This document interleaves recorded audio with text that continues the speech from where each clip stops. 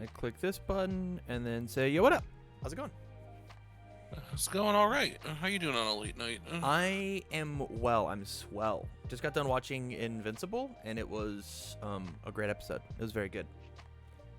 I've been seeing the clips. I mean, to watch this whole season when I get a second. It's good. It's good stuff. So Faye, Queen of Hearts, hit me with the pitch. What's going on here? So this is a pretty radical departure from the list I sent last week, because I've been kind of running my head into a wall with an attack package. It's been Jawjammer Overhead Reversal, best friends for life since the start, and I've been trying to figure out a support to go with the rest of it to actually kill people. Sure. And my current, well, the thing I've been doing for the longest time was some combination of like breaker blocks and echo attacks, so that I had some defense to just kind of like play a poke, block you a few times, neg an attack that is kind of weak, and like, why are you throwing this weak sauce at me? Sure. And then I just turn around and I'm a 7-hander and I can string out real hard. The hard part has been actually having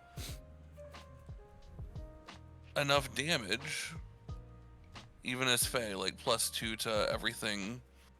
Well, you know, flip is a real cost, is kind of what I've been figuring out more as I play her.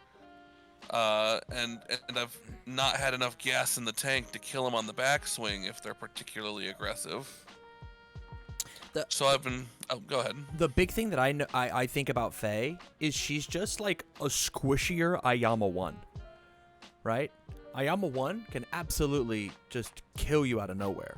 Stats get massive. But if you miss, your whole stage is face down, and so not only can you not defend yourself with your minus damage, you also, like, on the next turn, push back and do all that damage again, right? Which is my big issue with Faye. Fair.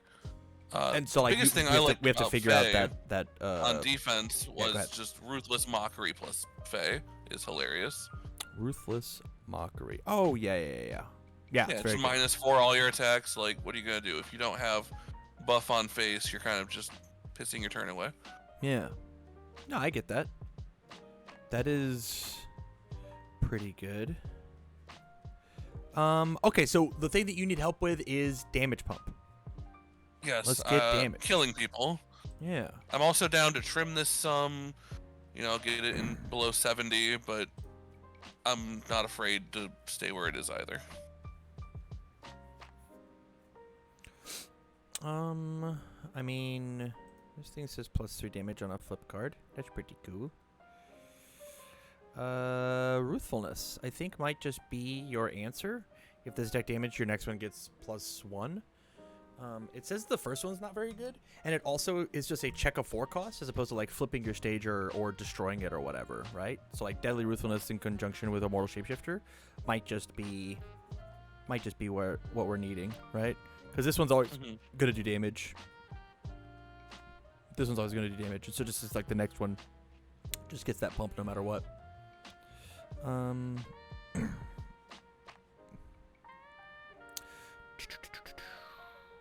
Macho Concealment is not pump.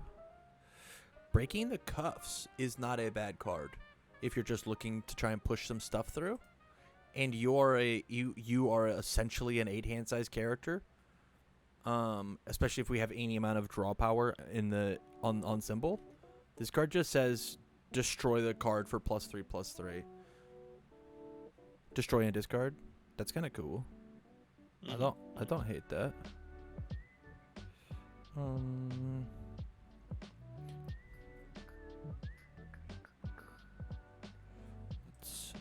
Let's see. What weapons do we have? The answer is none. Oh, just kidding. Spirit Lollipop. Okay, so never mind about the death maneuvers. You know, it could be the Finally Awake. We'll go look and see what mids and highs we play. because we could still just get that same value out of Immortal Shapeshifter. Like that tactic still works as long as our mids and highs are decent enough.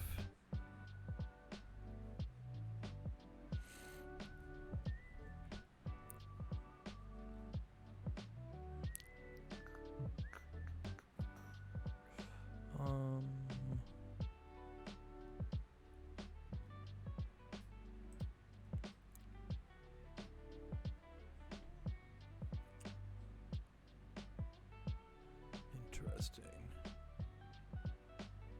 We don't build anything face down, right? No.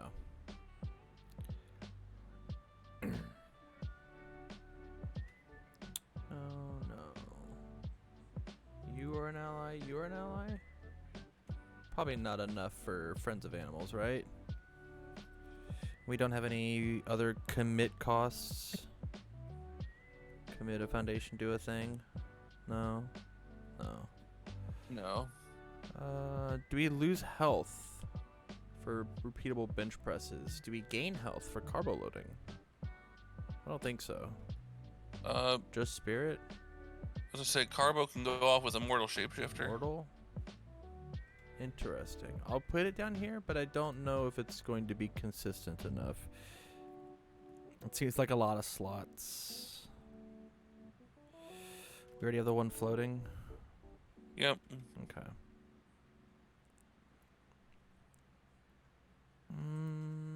Okay.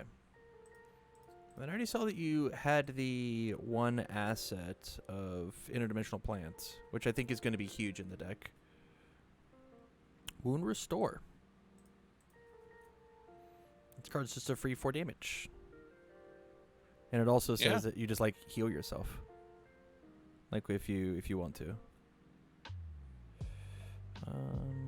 Base gloves. Hero recovery time. After you check it, it gets 1/3. You're nuts. You're the greatest. Okay. So now we get to do a little bit of looking. So I didn't look for any attacks that do stuff. I think the only things that you could be like possible to change would be like instead of Lollipop, you could do Dragon Strike. Just because it does have powerful and EX. I know that's not normally how you use that card. It's also that same 5 mid for 5 on block. It flips their thing. Like it still wears these stats really well. This is probably more consistent for the response of after it's blocked. But that card's like Deadlock, get 2 momentum, and then powerful. It also says Deadlock, you block with it, get your 2 momentum, and then you can just like double Spirit Blast, Tetra Terror for free. Which is not bad. Is it better than Spirit Lollipop? I don't know. But this card also has the hand enhance of the +3 damage, which is probably something we're also down for the Jawjammer, you know? Yeah. That's what I was saying, like the 8 throws means that you can just Lollipop into a throw or just buff a throw if you got a lot of attacks already going off. Right. Okay. I don't think that you need a double Ein. I actually think if you were going to play 2 Eins, it should just be the 3rd interdimensional plant. Because this card also destroys... this card also draws you a card, which is what Ein is doing, right? On not a unique. And so it's possible that like if you have 2 momentum, you just get to do interdimensional plants twice, right? The 3 diff is a higher cost than Ein, but if you ever have 2 Eins in your hand, you literally can't play both. One has to be a block, and you could play double interdimensional plants if you have a board setup, you know? But there's not another... It would be... the other option that we have for assets would just be Trinket, if we wanted to. Just I'll add this to my card pool for 4 damage, or I add it to my card pool for -4 damage. Like those are both pretty decent abilities as like a panic button. But I think that plants, if the goal is just to try and kill you, I think the 3rd plants is probably just better. Or we take out the Ein altogether and make it something else here that does that same job, that same idea. So I'm down to cut Ein. Okay. Hasn't been overperforming. Mockery, I think, is great. Teamwork versus Wound Restore. Oh, get it in there. Like, Teamwork's mostly in there to balance out the low blocks, and because it does funny things with throws by just being a lot of damage. But Wound Restore does a lot of the same thing, but better. Yeah. I actually want you just to take out Mockery altogether, because I think Wound Restore does a different thing than Mockery. That is, this is -4, and you're telling them not to play more attacks. Wound Restore is going to heal you 5, which is essentially the two attacks that Ruthless Mockery does, except for they feel like they have to keep playing attacks into you, which means they, quote, lose those attacks, if that makes sense. And this card is just better on the, oh, I've got 4 momentum and a Hunter's Pursuit. Okay, I will EX this for 100, and then I will Wound Restore. Okay, if it hits you, you just take another 4 damage, or another 8 damage. Okay, take 13.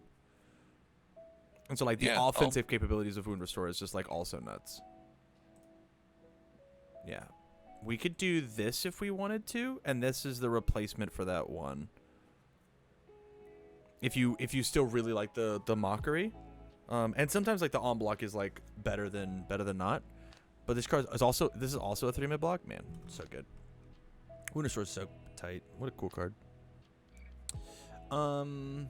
Okay. Onto the foundations.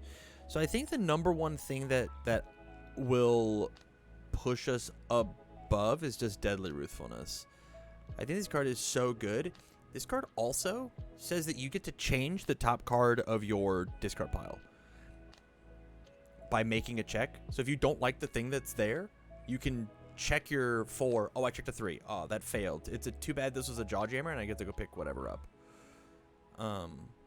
Which I think is also valuable. I think that this, like, a 3 of, honestly, even like a 4 of just like I'm gonna spin through my deck and see what I want to pick up is very good. What gets cut for it? It's probably tech pieces like 2 Wild Pussycats could get cut. One of Taking the Gloves Off could get cut. The Adaptable Anatomy could go in your sideboard. Things like that. Or make the deck bigger, although we don't necessarily want to do that. What mid blocks do we have?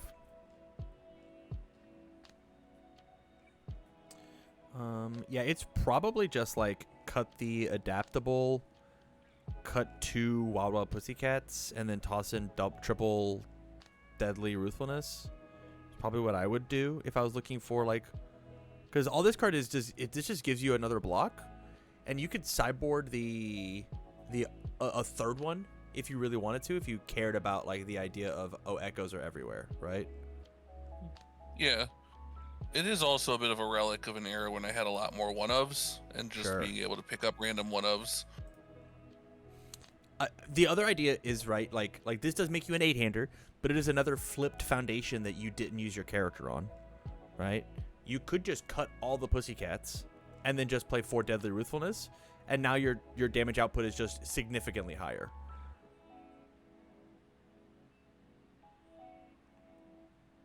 I'm here for it. Okay. Let's do it. Love it. Love it, love it, love it. And that also means that, like, your tech pieces of, like, Adaptable Anatomy don't go anywhere, right? Adaptable or Taking the Gloves Off, and these are more 1-diffs, and we cut 2s for 2s.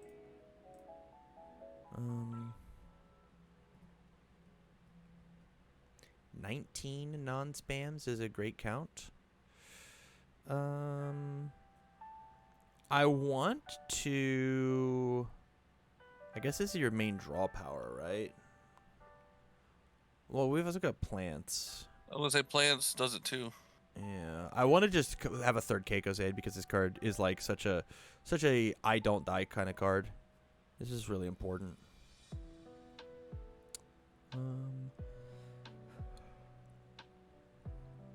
You cut the agency trainees. Agency trainees.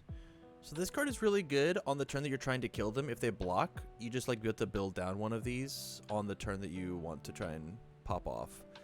I think that agency trainees... Display is another defensive piece, and if we're trading defensive pieces... Otherwise, we're going in... I think display is too important for things like Runaway and things like Genkai's Guidance, right? Like you go in for the jaw jammer that's going to kill them. They Genkai's Guidance you and you say no. I think that Genkai's Guidance being that hand trap that is like everywhere. This card should exist. If we had room, I would put it like a 2 of or like a 3 of in the deck, strictly because I think responses are so nuts right now. I think it's adaptable anatomy then that goes. It's Okay. very niche and like mostly a sideboard card anyway. And honestly, my main sideboard plan has just been to if it's really throw heavy or like you're just too dang fast, I'll just be Spike. Sure. Yeah, that's fair. He takes a punch. Takes a punch well. Let's you draw a card. Yeah. I think this looks super good. I think the only card that I'm not in love with is just taking the gloves off, but I get wanting to have it, just like flipping their stuff. But again, it's just like another flipped foundation. I almost would rather it be something along the lines of, when we look at 1-diff low block foundations, I almost would rather it be something like Dangerous Combatant or high value target. Oh, you already have this in at a 3 of? It's already here at a 3 of. Note take. No. Yeah, it's just like Dangerous Combatant accidentally draws you bonus cards on the flip. I don't know. Maybe taking the gloves off is just the best option. Or you could just say, fuck it, and who needs low blocks, right? Like, Younger to Grow's not playing lows, and if they are, you just need 2 of them. You got one of those for that. What is it? Is resting up a 2? Resting up. Resting up. It's a 3 low, but it's -3 speed, which is nuts. No, I mean resting up. I was saying I could go up to the 4 of that, cut one of the, taking the gloves off. Yeah, I love that. And also it takes a 4-check out of our deck. Right? Yeah, there's now only 3, which is good. Just kidding. Wound restores of 3. Already, I think this deck is going to kill way more people just because of Wound Restore. Wound Restore plus throw is just going to murder people. Especially like Jaw Jammer. This is what, 8 damage minimum on the Wound Restore without spending the momentum, and it's allowed to be like your first attack, and you can double up on Wound Restores. Like, I think that these 3 symbols and throw decks are about to get really, really silly.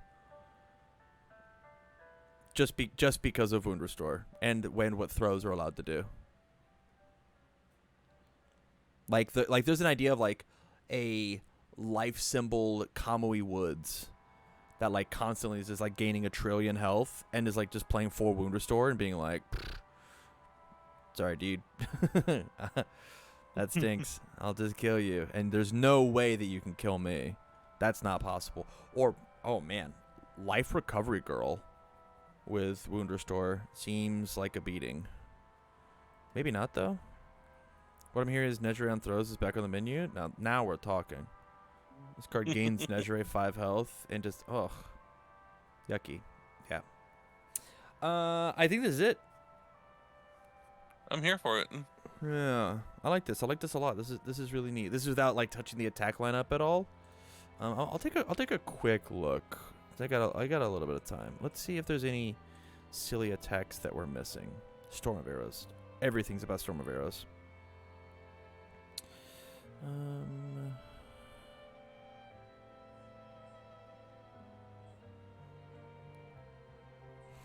If you wanted to get crazy, I think that where is it? I think the Spirit Gun Mega is a very good card.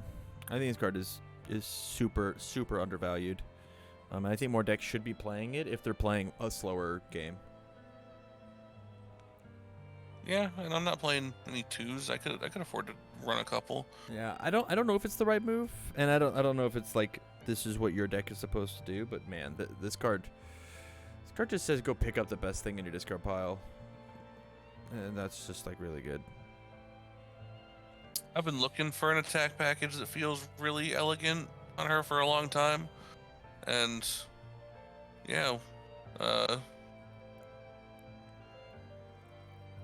Maybe just play a bigger move. Yeah. It also, like, you can play it early, and if they don't have the mid block, you just draw 2 bonus cards and pick up the top card of your discard pile. So it's like a 6-diff Tasty Rift that instead of building the card, it can dome them for their whole life, and you pick up the best card in your discard pile. Rejuvenating wouldn't be bad either for, like, that same idea. You think I should just be playing Tasty Rift? Not Rift. My big thing about Tasty in her is I just don't think that it does the damage that it needs to, and it's actually kind of hard to string out with. Like, Tasty Tetra Terror is one of the sickest things that you can do in the entire game. I just don't know if Faye, who doesn't give any speed, is the right one to do it. The reason that Asui gets away with it is because she just plays more attacks than you can deal with, and I don't think that Faye is that. I think Faye needs to have all of her attacks mean something, which means things like Overhead Reversal and Jawjammer are, like, great. And so, like, I'd rather have the 1 of 6/2 in the Yusuke card than the 4/2 that I really want to have land. You know? Mm-hmm. Like, if she said flip for +2 speed or +2 damage, I'd be so in. Right? Vash with Tasty Rift and Tetra Terror is the person you want to do that combo with. Agent Winners, I completely agree. That sounds like a killer deck. But yeah, I guess, like, the only card that I'm, like, a little iffy about is just, like, Falling Angel's Revenge, but it does unflip cards, which, like, just might be just important enough. That's why I wanted to test it, because I haven't had any unflip in this deck. The entire plan has just been cycle them out, build more. Yeah. But that can be difficult. Yeah, the question is like, is Falling Heel Strike enough unflip for you to do stuff? Or do we need the Vengeance? And Vengeance also says discard a momentum to unflip 2, which is essentially +2 across the board, right? Or +4 across the board, because you get to reflip those cards. Mm-hmm. Yeah.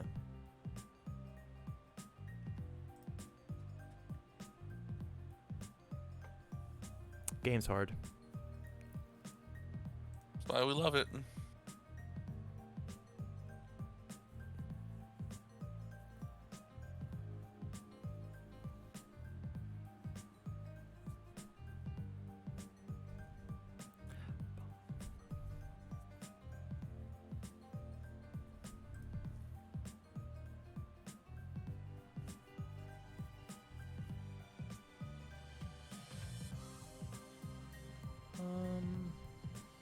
Yeah, we're out of moves.